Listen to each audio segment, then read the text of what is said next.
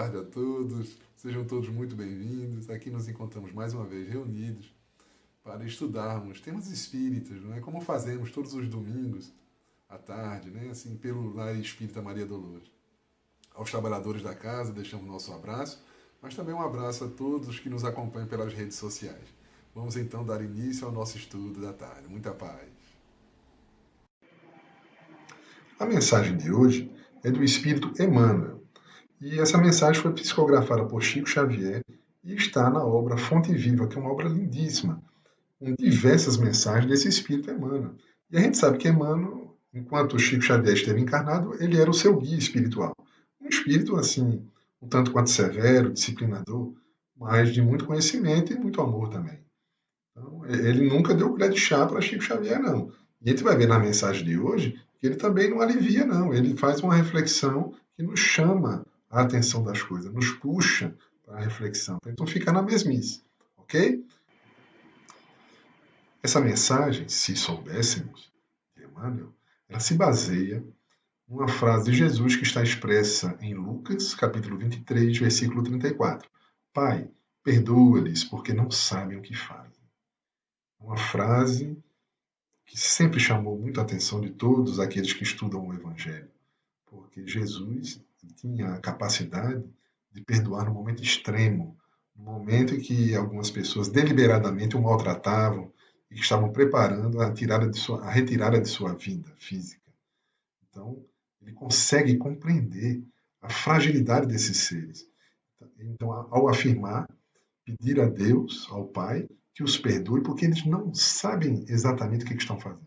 Mas não sabem o quê? Se eles decidiram, são pessoas adultas, muitas delas com estudo, não são pessoas ineptas, pessoas sem capacidade, têm inteligência desenvolvida. Então, eles sabiam o que estavam fazendo, do ponto de vista das coisas humanas. Mas Jesus, nessa frase, ele remete para a compreensão das consequências espirituais das fraquezas, dos atos maldosos que nós praticamos.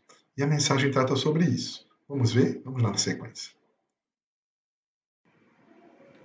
Se o homicida conhecesse de antemão o tributo de dor que a vida lhe cobrará, no reajuste do seu destino, preferiria não ter braços para desferir qualquer golpe. Vejam que Emmanuel já começa de uma maneira muito interessante, tratando os casos daqueles que tiram a vida dos outros, que levantam a mão para poder agredir e tirar a existência do seu irmão. Então, ele afirma que se a pessoa que pratica o homicídio tivesse uma compreensão das consequências que advirão daquele seu ato, ele iria preferir não ter os próprios braços para não ser capaz de efetuar aquele tipo de agressão. Já tive a oportunidade de ver em reunião mediúnica espíritos aparecerem solicitando uma encarnação nova em que não tivessem os braços, para que eles não tivessem condições de tirar mais a vida de ninguém. Já tive a oportunidade de ver situações dessa natureza, ou outro tipo de anomalia ou de doença que os impedisse de praticar os crimes. Tal o seu estado de remorso, de aflição, de sofrimento moral por ter praticado esse tipo de crime. Então, é uma coisa que dá para a gente pensar. Não é fácil a gente ter um bom sentimento por quem tira a vida do outro. Não é fácil. Mas se a gente puder, pelo menos, não lançar pensamentos destrutivos em relação a essas pessoas, de alguma forma nós já estaremos colaborando. E aos poucos, mais na frente, à medida que amadurecermos mais, teremos condições de amar, inclusive, essas criaturas que ainda não se aperceberam desse grande equívoco que é considerar que o seu irmão não merece viver, não merece continuar a viver aqui na Terra, a habitar a Terra. E toma uma atitude, uma decisão translocada como essa. Então, Emmanuel começa com esse fato, a questão dos homicidas, o tanto de remorso, especialmente no mundo espiritual, porque às vezes eles passam a existência inteira e o remorso não bate, a consciência não grita, mas quando vem o momento da morte do corpo, que o espírito retorna ao mundo espiritual e se encontra consigo mesmo, que é o que acontece conosco. O primeiro espírito que nós encontramos no mundo espiritual somos nós mesmos. Nós nos deparamos conosco do jeito exatamente como nós somos. E aí, ao nos reconhecermos com nossas mazelas, nós vamos compreender o tamanho dos nossos equívocos. Então, o assassino é um desses que sofre muito. E imagine que existe uma necessidade de reparação nas outras encarnações que virão. O que é uma coisa bem razoável e boa. Porque imagina, se não houvesse perdão para sempre, e essa criatura fosse lançada no inferno de fogo eterno que o queima sem o consumir. Essa figura do fogo que queima sem consumir, perdão, é justamente uma figura interessante, é a figura do remorso, né? Porque quando a gente tem um remorso, a gente fica com um fogo dentro da gente, é como se estivesse queimando e não nos consumisse. Uma figura bem interessante. Mas enfim, Emmanuel começa com esse trecho aí. Vamos continuar. Se o caluniador pudesse eliminar a crosta de sombra que lhe enlouquece a visão, observando o sofrimento que o espera no acerto de contas com a verdade, paralisaria as cordas vocais ou imobilizaria a pena, a fim de não se confiar à acusação descabida. Que dizer, então, das pessoas que dedicam suas vidas para caluniar os seus irmãos, para lançar mentiras acerca do comportamento das pessoas? Imagina aquele que chega no lugar, as pessoas não recebem mais com carinho, que o tratam com desprezo, e ele às vezes não sabe nem por quê. É porque alguém inventou alguma calúnia sobre o seu comportamento. Isso é terrível. E as consequências que aguardam o caluniador são tão vorazes que se o caluniador soubesse, diz Emmanuel, ele paralisaria suas cordas vocais, ou seja, deixaria de falar até, preferia a mudez do que a utilizá-la para poder ferir alguém. Ou imobilizaria a pena, no caso a pena a escrita, não é? E hoje em dia, a gente trazendo para os nossos dias, para a nossa atualidade, é a questão das redes sociais. Como estamos usando as redes sociais? A gente usa ela para caluniar, para falar mentiras, para criar uma imagem falsa e assim ruim acerca das pessoas. Se nós fazemos isso, é bom repensar, porque a consequência é séria. Nós vamos nos deparar com uma verdade que vai nos fazer sofrer bastante e teremos que reparar todo o mal que fizemos. Inclusive, há um sábio católico, que é uma história interessante, de uma mulher que inventou uma mentira. Então, mas ela, teoricamente, né, teria se arrependido, e ele disse, não, tudo bem, então você pega uma galinha e você vai depenar ela, mas você vai lá de um determinado lugar até outro, você vai lançando as penas dela, por onde você passar, você vai lançando elas, ao longo do caminho. E assim ela o fez. E quando ela chegou lá, para ele, ele disse, agora você volta e recolha todas essas penas. Ela disse, mas é impossível, eu não tenho mais como recolher essas penas. Então ele dá um ensinamento para ela, que a calúnia é dessa mesma forma. Depois que a gente lança ela, né, essa maledicência, essa forma de lançar uma imagem falsa acerca de alguém, não tem como a gente recolher mais. Uma vez que partiu, realmente já machucou, já feriu, pode ter estragado a vida daquela pessoa. A gente lembra um caso, há muitos anos atrás, de um casal que foi acusado de. Eles tinham uma escola e foram acusados de pedofilia. Depois de muitos anos, se comprovou que a história não era real, mas a vida dos dois ficou completamente destruída. Então tem que pensar muito bem, porque os males que decorrerem da nossa imprevidência ao falar dos outros recairão sobre nós. Então tem que ter muito cuidado com isso, né? Okay? Então é uma outra advertência aqui de Emmanuel. Vamos continuar. Se o desertor do bem conseguisse enxergar as perigosas ciladas com que as trevas lhe furtarão o contentamento de viver, deter-se-ia feliz sob as algemas santificantes dos mais pesados deveres. Quantos de nós resolvemos desistir porque estamos cansados dos compromissos? Talvez é um compromisso com o trabalho, um compromisso com a família. A gente acha que seria mais feliz se fosse livre, se não tivesse preso a tantos compromissos. Mas isso às vezes é um chamamento para nos derrubar. Quantos casos de pessoas que acabam seus casamentos e depois vão ver que fizeram uma grande bobagem? Aqueles que fizeram convites e promessas, no fundo só queriam ver o seu mal. Não iam lhe oferecer de verdade aquilo que ele esperava. Quantos entram nessa cilada? E alguns caem na cilada. Eu conheço o caso de uma amiga minha, que ela, eu posso contar, vocês não conhecem ela, que ela estava cansada do marido, tinha filho já, aquela vida, aquela luta, né? Estava cansada e achou, ela é espírita, achou, veja, isso a gente percebe logo que são influências negativas de espíritos que querem nos derrubar. Começou a pensar assim, eu acho que a minha missão ao lado do meu marido terminou. E eu tenho que agora é partir para servir, a viver a caridade, servir ao Cristo mais intensamente. Era o pensamento desse, o pensamento dela era esse, mas era um pensamento provavelmente insuflado por entidades que queriam ver o seu mal. Então um dia ela soube que havia uma médium que fazia um trabalho muito bom.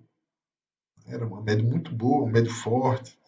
E esse começa um equívoco, quem vai procurar médiums para poder resolver problemas que nós aqui temos que resolver, e está procurando, como se diz popularmente, sarna para se coçar. Porque os espíritos verdadeiramente bons, eles não interferem no nosso livre-arbítrio.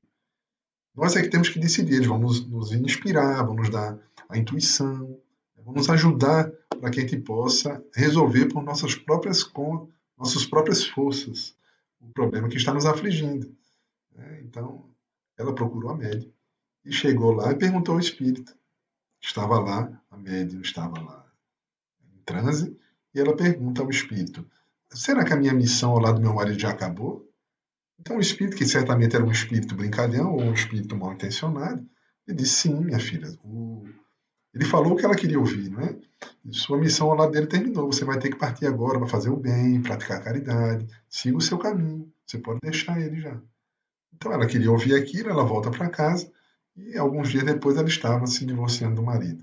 Resultado, o tempo passou, ela ficou divorciada, gerou uma série de conflitos, problemas para ela, para o marido, para os filhos, e ela não se dedicou à prática de caridade nenhuma, se afastou do centro, ou seja, os espíritos conseguiram bagunçar a vida dela. Ela caiu numa cilada.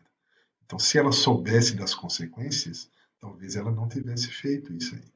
Então nós temos que pensar muito bem. Antes de desertar, é melhor de pensar, melhor de continuar. Se der ainda, vamos encontrar motivação para continuar os nossos deveres, porque muitas vezes esses compromissos eles remetem ao passado, a existências anteriores, que nos pedem hoje o esforço para repararmos o que ficou mal feito, o que ficou sem resolução no passado. Então vamos ver isso aí, tá certo, gente? É uma coisa a se pensar. Emmanuel nos chama a atenção sobre isso e compreender quem faz isso. Que, na verdade, quem deserta do bem, na verdade, está criando um problema para si. Vamos continuar, né? Se o ingrato percebesse o fel de amargura que lhe invadirá mais tarde o coração, não perpetraria o delito da indiferença. Ah, o ingrato é fogo, né? A gente faz tudo por ele, a gente dá ajuda, dá apoio quando ele precisa, mas depois ele parece que não aconteceu nada. Ele se afasta da gente, não nos procura mais, e quando a gente precisa é indiferente. Esse é o ingrato. E a face mais cruel, talvez, da ingratidão é dos filhos com os pais. Né? Porque os pais, lógico, há alguns pais que são bastante complicados, né? Mas, assim, a grande maioria dos pais, eles se esforçam por fazer alguma coisa em benefício de seus filhos. E tiveram o cuidado de cuidar, de dar atenção a eles, né? Especialmente nos primeiros anos, vão precisar de um cuidado maior. Quantas noites passaram em claro para cuidar da saúde, nos levaram para a escola e muitas outras coisas que eles fizeram por nós. E especialmente nos deram a oportunidade de reencarnar. Então a ingratidão, ela é fogo. A gente olha para o ingrato, dá uma certa raiva assim do ingrato, mas é um grande infeliz que não sabe as consequências de ser assim diferente. A mazela, o dano que causa a si próprio. O seu mundo interior fica ressequido, né, retorcido pela sua ingratidão. É necessário muitas dificuldades para poder reequilibrar-se, para poder se tornar uma pessoa mais dócil, uma pessoa mais grata, uma pessoa que compartilhe mais de todos os benefícios que a vida lhe oferece. Então, difícil, mas está aí a nossa reflexão junto com Emmanuel sobre o ingrato. Se o egoísta contemplasse a solidão infernal que o aguarda, nunca se apartaria da prática infatigável da fraternidade e da cooperação. Veja que interessante, o egoísta é aquele que pensa apenas em si próprio. É aquele que diz popularmente, farinha pouca, meu pirão primeiro. Quantas pessoas nós encontramos que são assim, extremamente egoístas? Todos nós somos um pouco egoístas, um pouco mais, um pouco menos. Né? Mas existem aqueles que vivem apenas para satisfazer suas próprias necessidades, os outros que se virem. Ele pensa primeiro no seu. E a consequência disso é a solidão. E isso se expressa muito fortemente após a morte do corpo físico. Quantos espíritos nós já tivemos oportunidade de, de encontrar nas reuniões mediúnicas, falando da sua solidão, falando de estarem anos sozinhos num determinado lugar escuro, ou então num lugar assim sujo, ou então num lugar inócuo, sem ter contato com ninguém, sozinhos. É fruto do egoísmo. Ele viciou sua mente, seus pensamentos, a pensar somente em si, a não compartilhar, a não querer conviver com ninguém. A consequência disso é a solidão. E que muitas vezes ocorre na própria existência física. Quantas pessoas chegam à velhice sem ter ninguém por perto? Às vezes até com muito dinheiro, muita riqueza, conseguiu à custa do seu egoísmo, mas muitas vezes não tem um parente ao redor. Não tem uma pessoa que lhe queira bem para estar ali nos seus momentos finais da existência física. Então, na verdade, é um grande doente. Nós temos que nos acautelar para não sermos dessa forma, trabalharmos o egoísmo que ainda persevera dentro de nós e também compreendermos aqueles que são assim, porque na verdade também são grandes infelizes. Se o glutão enxergasse os desequilíbrios para os quais encaminha o próprio corpo, apressando a marcha para a morte, renderia culto invariável à frugalidade e à harmonia. Isso é um alerta muito interessante, né? Porque muitos de nós, às vezes, nos comportamos como glutão. Não sei se vocês já viram isso, mas às vezes esses coffee breaks que ocorrem em eventos profissionais, às vezes chega a dar vergonha, né? Parece que as pessoas estão morrendo de fome. E são pessoas de um certo nível, assim, que têm um salário razoável e, teoricamente, têm condições de ter seu alimento em casa. Mas causa vergonha. A gulodice, como se parte para cima da comida, é uma coisa complicada, chega a ser feito. Temos que estarmos alerta para não agir dessa forma, né? E o glutão é aquele que se excede na sua alimentação, ele caminha para a morte, ele apressa realmente a sua desencarnação. E, de alguma forma, é uma espécie de suicídio indireto. A pessoa não quer morrer, a pessoa não quer tirar a própria vida, mas está agindo de uma forma destemperada, uma forma desequilibrada, e aquele desequilíbrio poderá contribuir para a sua morte física. Então, é uma ilusão, né, de que precisa comer tanto assim. Porque todos temos o direito de nos alimentarmos, comendo de tudo um pouco, mas por que essa ânsia, essa ganância? Tudo bem que existem alguns casos de desequilíbrio, de ansiedade e tal, que a gente precisa procurar uma ajuda. Mas há casos onde é vício mesmo. Eu conheço um caso, deixa eu contar para vocês, se também não conhece, eu posso falar. Eu era criança ainda, me lembro como se fosse hoje, e houve um almoço na casa do meu avô, e alguns convidados ali estavam, e tinha um senhor que era convidado, né? E a gente sabe, casa de pobre, no domingo o que se come é um frango assado, né? Normalmente é assim, quando pode. E aí o almoço ali tinha o frango assado e os acompanhamentos. Quando foi servido, chamou todo mundo para a mesa, esse convidado do meu avô, ele pegou o garfo, espetou o frango inteiro, botou no prato dele e não botou mais nada. Ele comeu o frango assado todinho e não dividiu com ninguém. E os outros ficamos todos, eu criança ainda, eu fiquei assim, espantado com aquilo, né? Todo mundo comeu sem ter, no caso, a carne, comeu só os acompanhamentos, tá certo? Aqui, vejam, não estamos fazendo apologia de que temos que comer carne ou que não temos, isso aí a gente respeita os que são vegetarianos, que são veganos, a gente sabe que realmente caminhamos para um dia de se libertar da carne, mas ainda é uma realidade, né? Então, se a gente ainda se alimenta da carne, que não nos excedamos, né? Pode ser um pouco comê-la com parcimônia, dentro do possível, né? Enfim, mas não é estranho uma história dessa? Né? Essa glutonaria só pode ser uma ilusão muito grande achar que tem o direito de comer aquilo ali tudo sozinho. E os outros, né? Então tem um misto de egoísmo e de vício alimentar. Mas é uma pessoa que está realmente caminhando para a morte física mais rapidamente do que os outros. Isso pode ser, de alguma forma, considerado um suicídio. Ok?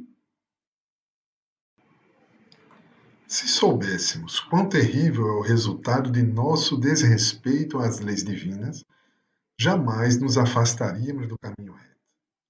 Isso é uma advertência muito interessante para todos nós, porque a gente não tem uma noção exata, mas a gente desconfia, a gente pressente, a gente intui que toda vez que a gente faz uma coisa errada, especialmente uma coisa que prejudica o nosso semelhante, isso vai ter consequências. Né? E essas consequências são terríveis realmente, embora não sejam eternas, não são para sempre. São consequências que a gente vai ter que arcar, depois, ao nos recuperar, vamos ficar bem. Essa é a proposta que os espíritos nos trazem na doutrina espírita, de que todo esse trabalho de reparação é um processo educativo e não punitivo. Deus quer que todos os seus filhos se recuperem e todos nós vamos nos recuperar. É uma questão de tempo.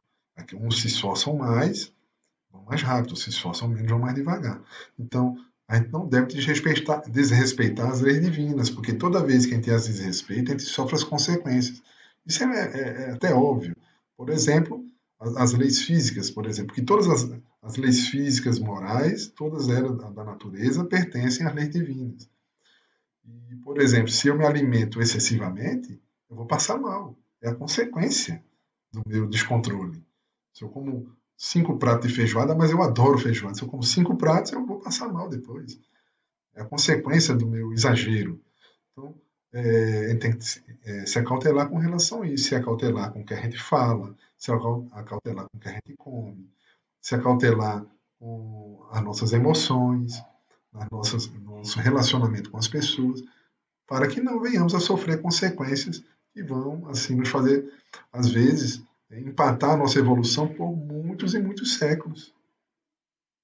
A doutrina espírita vem para nos alertar sobre tudo isso, para que a gente possa se aperfeiçoar, porque um dos objetivos, aliás, o principal objetivo da nossa existência aqui na Terra, o principal, né, é a evolução do espírito, a gente adquirir as qualidades que vão fazer o espírito alçar um voo mais alto, se tornar puro e poder ter acesso a outro patamar de vida, muito melhor do que o que a gente vive aqui agora, embora esse seja muito bom, a gente deve agradecer a Deus pela oportunidade de estarmos aqui encarnados, ok? Então, tenhamos cuidado, né? Não fujamos aí das leis divinas, e elas estão, segundo os Espíritos, inscritas em nossa consciência, por isso que nós intuímos, a gente vai fazer alguma coisa, se a gente prestar bem atenção, tem aquela voz interior, né, que vem a intuição, que é o conjunto das nossas experiências vividas em outras existências, a gente já sabe que é ruim fazer determinadas coisas, a gente já passou por isso em outras etapas.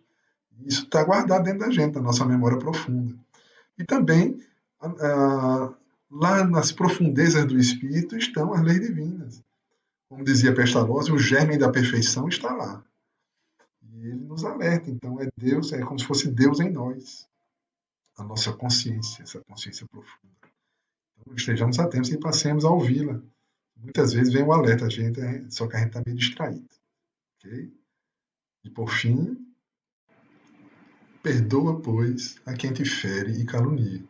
Em verdade, quantos se rendem às sugestões perturbadoras do mal, não sabem o que fazem. Então, Emmanuel aqui ele arremata a sua mensagem, nos convidando a perdoar aqueles que realmente nos estão fazendo algum mal. Primeiro, ele nos alerta das consequências de praticar o mal. E aqui ele nos fecha, dizendo: se alguma pessoa nos faz o mal, perdoemos, Porque, de fato, Jesus tinha razão. Lógico, ele sabia o que. Ele compreendia, ele tinha uma visão mais profunda. Sabia que todos aqueles que praticam o mal não sabem o que fazem. Por quê? Porque não têm uma verdadeira visão, uma compreensão das consequências dos seus atos.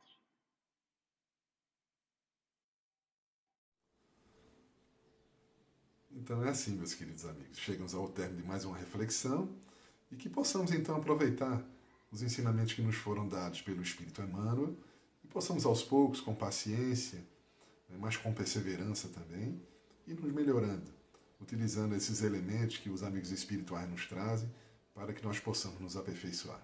Então foi um prazer estar aqui com todos vocês. Desejo a todos muita paz. Fiquem com Deus.